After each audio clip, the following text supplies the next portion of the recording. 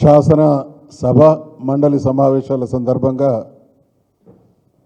గౌరవ సోదరులు శ్రీనివాస్ యాదవ్ గారు చెప్పినట్టు మండలిలో కూడా మేము సంపూర్ణమైనటువంటి మద్దతు ప్రకటించడం జరిగింది.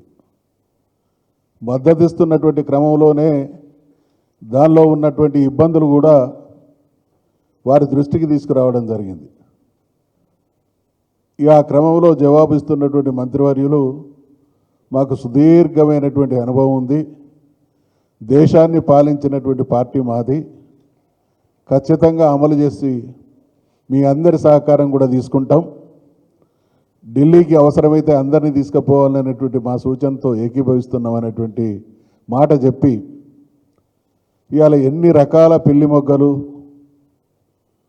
హామీ ఇచ్చినప్పుడు గంభీరమైనటువంటి హామీ ఇచ్చి అది నెరవేర్చేటువంటి క్రమంలో దారి తెన్ను లేని విధానాలను అవలంబిస్తూ ప్రభుత్వం ఏ రకంగా అబాస్ పాలవుతున్నదో కూడా రోజు మనం చూస్తున్నాం. ఈరోజు కాంగ్రెస్ పార్టీ బీసీల అభివృద్ధి, బీసీల అభ్యున్నతి, బీసీలకు న్యాయం చేస్తామనేటువంటి మాటలు వింటూ ఉంటే దయ్యాలు వేదాలు వల్లించినట్టున్నాయి. దేశానికి స్వాతంత్రం వచ్చినప్పటి నుండి ఈ దేశాన్ని సుదీర్ఘకాలం పాలించినటువంటి పార్టీ కాంగ్రెస్ పార్టీ. అన్ని రాష్ట్రాల్లో, అనేక రాష్ట్రాల్లో దీర్ఘకాలం పాటు అధికారంలో కొనసాగింది, దేశంలో కూడా సుదీర్ఘకాలం కొనసాగింది. ఇవాళ కాంగ్రెస్ పార్టీ పాలక నిర్వాహకం వల్ల బీసీలు ఏం డిమాండ్ చేస్తూ ఉన్నారు? మా కులగణన చేయండి, మాకు మంత్రిత్వ శాఖ ఏర్పాటు చేయండి, మాకు బడ్జెట్లో తగినన్ని నిధులు కేటాయించండి అనేటువంటి మాట 75 సంవత్సరాల పాలన తదనంతరం మాట్లాడాల్సి వస్తుంది అని అంటే ఎటువంటి నీచానికి, దుర్మార్గానికి బీసీల పట్ల కాంగ్రెస్ ప్రభుత్వాలు వాళ్ళ వైఖరి కొనసాగిందనడానికి నిదర్శనం. రాహుల్ గాంధీ గారు ఈ మధ్యకాలంలో బీసీలకు జరిగినటువంటి అనర్థాలన్నిటికీ నేను క్షమాపణ కోరుతా ఉన్నా అన్నారు. అయ్యా రాహుల్ గాంధీ గారు, ఈ నిమిషానికి ఈ దేశంలో 3 రాష్ట్రాలలో మీ పార్టీ అధికారంలో ఉన్నది.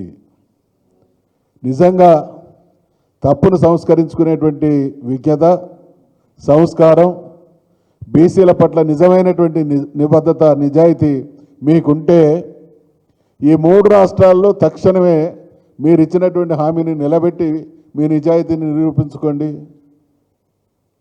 ఈరోజు దేశంలో కాంగ్రెస్ పార్టీ తిరుగులేని మెజారిటీతో దేశాన్ని పాలించినటువంటి పార్టీ ఇతర పార్టీల దయాదాక్షిణ్యాలతో కొన్ని రాష్ట్రాల్లో తన మనుగడను కాపాడుకుంటున్నటువంటి దుస్థితిని చూస్తూ ఉన్నాం.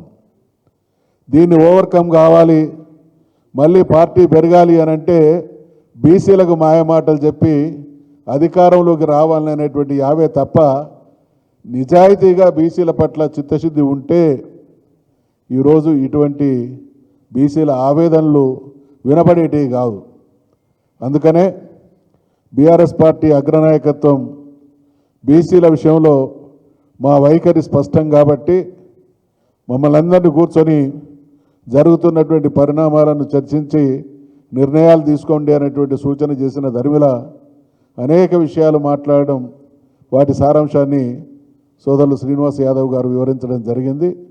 ఖచ్చితంగా బీసీలకు న్యాయం జరిగేంత వరకు, బీసీలకు ద్రోహం చేసి ఓట్లు వేసుకొని మళ్ళీ మభ్యపెట్టేటువంటి ప్రయత్నం చేస్తున్నటువంటి కాంగ్రెస్ పార్టీ కుటిలత్వాన్ని ఎండగడుతూనే ఉంటాం, బయట పెడుతూనే ఉంటాం. బీసీలకు రక్షణ కవచంగా ఈ పార్టీని నిలబెడతాం.